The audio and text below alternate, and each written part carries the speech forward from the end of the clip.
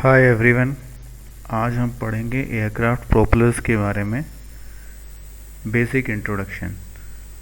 Aircraft propeller blades actual में हैं क्या? एयरक्राफ्ट की जो प्रोपेलर ब्लेड्स हैं वो बेसिकली एक तरह का एरोफाइल ही हैं। जिस तरह से विंग्स हमारे एरोफाइल्स शेप में होते हैं, उसी तरह से एयरक्राफ्ट के जो प्रोपेलर ब्लेड हैं उनका भी जो एरोफाइल क्रॉस सेक्शन होता है वो एक तरह से बेसिकली रोटेटिंग एरोफाइल्स कह सकते हैं। विंग्स स्टेशनरी एरोफाइल्स होते हैं और एयरक्राफ्ट की जो प्रोपेलर ब्लेड्स हैं वो एक तरह का रोटेटिंग एरोफाइल्स होते हैं। तो एयरक्राफ्ट के जो प्रोपेलर ब्लेड्स हैं इनका मेन मोटो क्या होता है कि वो लार्ज मास ऑफ एयर को एक्यूमुलेट करते हैं और उनमें स्मॉल वेलोसिटी चेंज करते हैं। और जिस तरह से ब्लेड के एरोफॉइल सेक्शंस होते हैं और जब उन पे कोई रिलेटिव एयर फ्लो आती है तो एक ड्रैग का कंपोनेंट बनता है और एक लिफ्ट का कंपोनेंट बनता है, एक रिजल्टेंट फोर्स का कंपोनेंट बनता है। उसी तरह से जब ये रोटेटिंग एरोफॉइल्स अपने एक्सिस के अबाउट रोटेट कर रहे होते हैं तो जो लिफ्ट का कंपोनेंट है वही कंपोनेंट यहाँ पर थ्रस्ट कंपोनेंट कहलाता है। और ये जो आपका ये कंपोनेंट है वर्टिकल कंपोनेंट थ्रस्ट कंपोनेंट का, ये क्या कहलाएगा? Propeller torque. अब इसका ये मतलब हुआ कि डिफरेंशियल प्रेशर क्रिएट हो रहा था, इसकी वजह से जो लिफ्ट जनरेट हो रही थी, डिफरेंशियल प्रेशर क्रिएट हो रहा था as per the Bernoulli's theorem. यहाँ पर डिफरेंशियल प्रेशर क्रिएट हो रहा होगा, यहाँ पर प्रेशर ज़्यादा है और जैसे यहाँ से एरोफाइल से एयर फ्लो पास हो रही है तो यहाँ पे क्या होगा? प्रेशर कम होगा, यहाँ प्रेशर ज़्यादा होगा, जिसकी वजह से डिफरेंशियल प्रेशर यहाँ पर क्रिएट होगा और एक लिफ्ट फोर्स जनरेट होगा। वही लिफ्ट फोर्स यहाँ पे क्या कहला रहा है? थ्रस्ट कहला रहा है, जो कि एयरक्राफ्ट को आगे बढ़ने में मदद करेगा थ्रू द रोटेटिंग एरोफाइल। लेकिन यहाँ पर एक फैक्टर और भी रिस्पॉन्सिबल है, क्योंकि जब ये रोटेटिंग एरोफाइल रोटेट कर रही हैं किसी एक्सिस के अबाउट तो क्या करती है कि मास ऑफ एयर को, जो मास ऑफ एयर यहाँ से वो एक्यूमुलेट कर रही हैं उनकी वेलोसिटी में भी क्या कर रही हैं? चेंज कर रही हैं। क्योंकि जो थ्रस्ट है वो क्या है? Mass into the relative air flow, mass into the change in the velocity.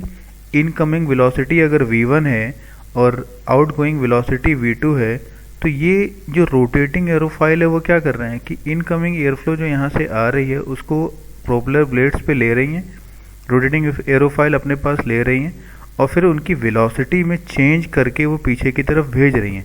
तभी हमें एक क्या मिल रहा है? न्यूटन्स थर्ड लॉ के हिसाब से एक्शन का रिएक्शन फोर्स मिल रहा है। तो यहाँ पे जो थ्रस्ट फोर्स जनरेट हुआ है according to the blade profile, और जो मोमेंटम हमें जनरेट हो रहा है because of the change in the velocity, तो जो प्रोपेलर थ्रस्ट प्रोड्यूस कर रहा है it is basically the mass into the change in the velocity of the incoming air। जो कि प्रोपेलर क्या कर रहा है? लार्ज मास ऑफ एयर को ले रहा है तो m is greater and small velocity को चेंज कर रहा है तो थ्रस्ट हमेशा ही प्रोड्यूस होगा। The aircraft propeller blades are made in the shape of an aerofoil like wing of an aircraft, but when the engine rotates the propeller blades क्या कर रही हैं? Producing the lift and this lift is called thrust and moves the aircraft forward। तो ये thrust ही जो है क्या करेगा? एयरक्राफ्ट को फॉरवर्ड की तरफ ले जाएगा। और यहाँ पे जो दूसरा एक्शन क्या हो रहा है कि जो मास ऑफ एयर आ रही है उसकी रिलेटिव वेलोसिटी को हम चेंज कर रहे हैं, जिसकी वजह से हमें भी एक फॉरवर्ड फोर्स मिल रहा है जो एयरक्राफ्ट को आगे की तरफ प्रोपेल कर रहा है। अब ये जो एयरक्राफ्ट की जो प्रोपेलर ब्लेड्स हैं ये डायरेक्टली क्या करती हैं? अगर हम piston engine, single piston engine की एयरक्राफ्ट की बात करें, जैसे सेसना 152 है, सेसना 150 है, तो वो क्या हो रहा है? डायरेक्टली जो है इंजन के क्रैंकशाफ्ट से ही कनेक्टेड रहते हैं। लेकिन जो मल्टी इंजन एयरक्राफ्ट हैं, जो हैवी एयरक्राफ्ट हैं, मल्टी प्रोपेलर ब्लेड एयरक्राफ्ट है, वहाँ पे वो क्या करते हैं? उनके बीच में क्या रहता है? डायरेक्टली वो इंजन के क्रैंकशाफ्ट से नहीं कनेक्टेड रहते, बीच में रिडक्शन गियर बॉक्स भी रहता है। तो डिफरेंट टाइप ऑफ एयरक्राफ्ट हैं और उनके different type of propeller blades हैं। इनिशियली जब एयरक्राफ्ट के प्रोपेलर ब्लेड्स बनाए जाने लगे थे या प्रोपेलर ब्लेड्स ऑफ द या एयरक्राफ्ट जो कि प्रोपेलर की मदद से फ्लाई कर रहे थे, तो इनिशियली क्या था कि 2 blade pitch propeller blade, 2 fixed pitch propeller blades बने, जिसमें कि वुडन प्रोपेलर्स थे, मेटल प्रोपेलर्स थे।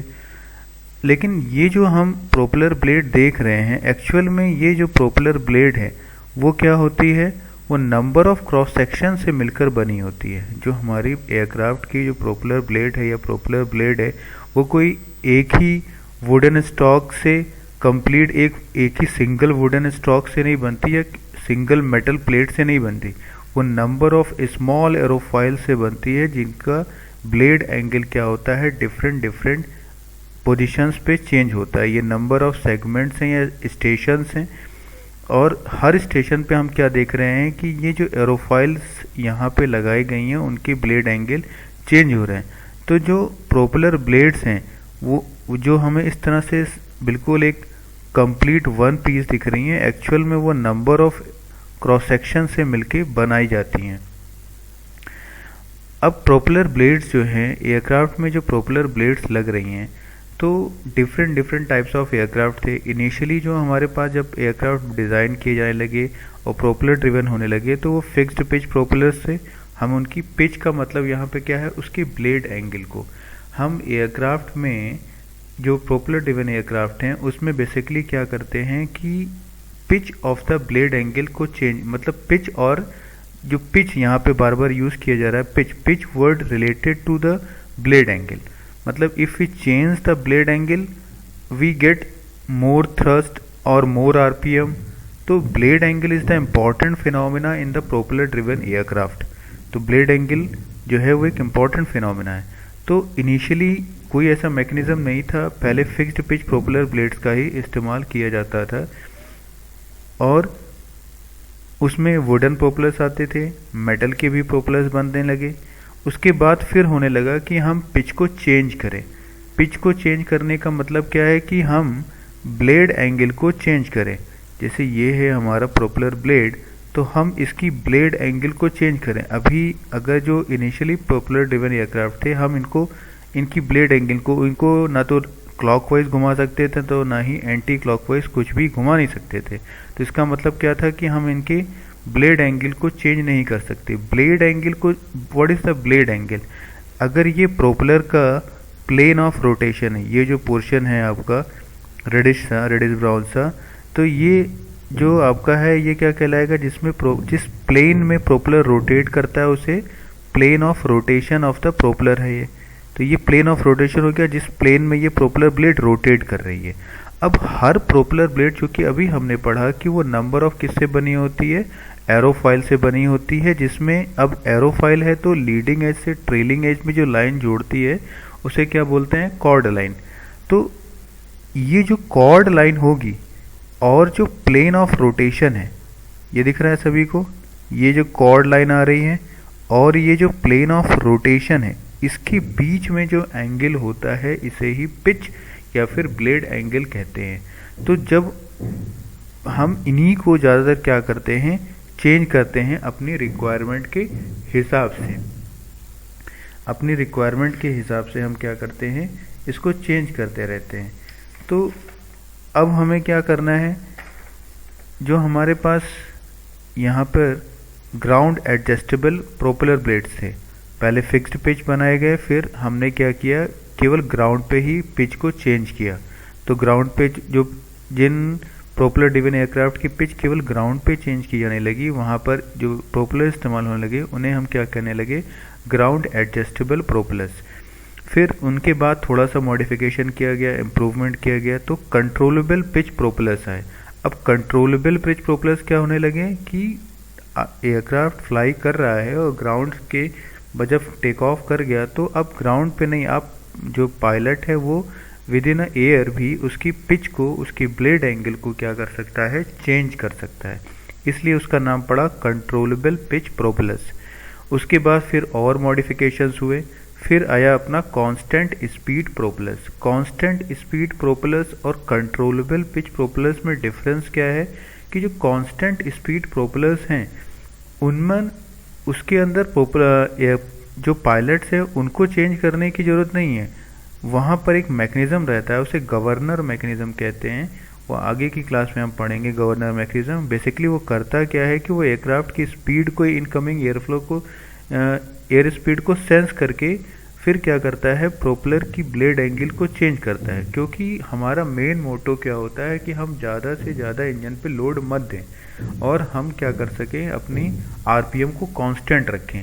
तो इसलिए हम क्या करते हैं, ब्लेड एंगल को क्या कर लेते हैं, चेंज कर देते हैं। तो जहाँ पे पायलट को कुछ नहीं करना पड़ रहा था, ऑटोमेटिकली एक गवर्नर यूनिट है जो कि इनकमिंग एयरफ्लो को, वहाँ पे जो लगे हुए सेंसर्स हैं, इनकमिंग एयरफ्लो की स्पीड को सेंस करके उसके ब्लेड एंगल को अगर चेंज कर देते हैं तो वो उस तरह के प्रोपेलर्स क्या कहलाने लगे, कांस्टेंट स्पीड प्रोपेलर्स कहलाने लगे। उसके बाद और फिर मॉडिफिकेशंस हुआ कि भाई अगर एयरक्राफ्ट के प्रोपेलर ब्लेड्स हवा में कुछ ख़राब हो जाएं और इंजन बंद हो जाए तो फिर हम क्या उन्हीं प्रोपेलर, जिस डायरेक्शन में या जिस स्टेट में प्रोपेलर शट डाउन हो गया है उसी डायरेक्शन में एयरक्राफ्ट को लैंड कराएंगे। क्योंकि प्रोपेलर ब्लेड भी तो क्या है, जो प्रोपेलर ब्लेड्स हैं वो भी तो एक एरोफाइल हैं। तो अगर इनकमिंग एयरफ्लो डायरेक्टली इस फ्लैट प्लेट पर इम्पैक्ट करेगी तो क्या करेगा, ड्रैग क्रिएट करेगी। तो इस वजह से हम क्या करते हैं कि इन प्रोपेलर ब्लेड्स की जो डायरेक्शन है वो इनकमिंग एयरफ्लो के पैरेलल कर देते हैं। तो पैरेलल करने के लिए जो मैकेनिज्म इस्तेमाल किया जाने लगा इन एडवांस एयरक्राफ्ट में, उसे ही फेदरिंग प्रोपेलर्स कहने लगे। मतलब फेदरिंग प्रोपेलर्स कहने का क्या मतलब है यहाँ पर कि आपका जो प्रोपेलर ब्लेड है हम उसको क्या करते हैं, इनकमिंग एयरफ्लो की डायरेक्शन के पैरेलल कर देते हैं। तो उसके लिए हमें क्या करना पड़ेगा, उसकी पिच को चेंज करना पड़ेगा। तो वो जो प्रोपेलर्स हैं उस तरह के जो डिज़ाइन है उसे फेदरिंग प्रोपेलर्स कहा जाने लगा। फिर उसके बाद फिर और मॉडिफिकेशन हुआ कि जब एयरक्राफ्ट लैंड कर जाए और हमें रिवर्स थ्रस्ट चाहिए तो उस रिवर्स थ्रस्ट मतलब हम ब्लेड एंगल को नेगेटिव ब्लेड एंगल पे ले जाने लगे। जो हमारा ब्लेड एंगल है उसको हम क्या करने लगे, यहाँ पे इस साइड भी पॉजिटिव ब्लेड एंगल है, फिर इसको अगर इस तरह से घुमाएंगे तो ये नेगेटिव ब्लेड एंगल में जाने लगेगा। तो हमें जो रिवर्स थ्रस्ट मिलेगा तो उस टाइप के प्रोपेलर्स को हम बोलने लगे रिवर्स पिच प्रोपेलर्स। तो इस तरह से हम देख रहे हैं कि डिफरेंट टाइप्स ऑफ प्रोपेलर्स का क्या हुआ, प्रोग्रेस हुई। पहले फिक्स्ड पिच प्रोपेलर आए, फिर ग्राउंड एडजस्टेबल प्रोपेलर्स आए, फिर कंट्रोलेबल पिच प्रोपेलर्स आए, फिर कांस्टेंट, फिर feathering and reverse pitch propellers.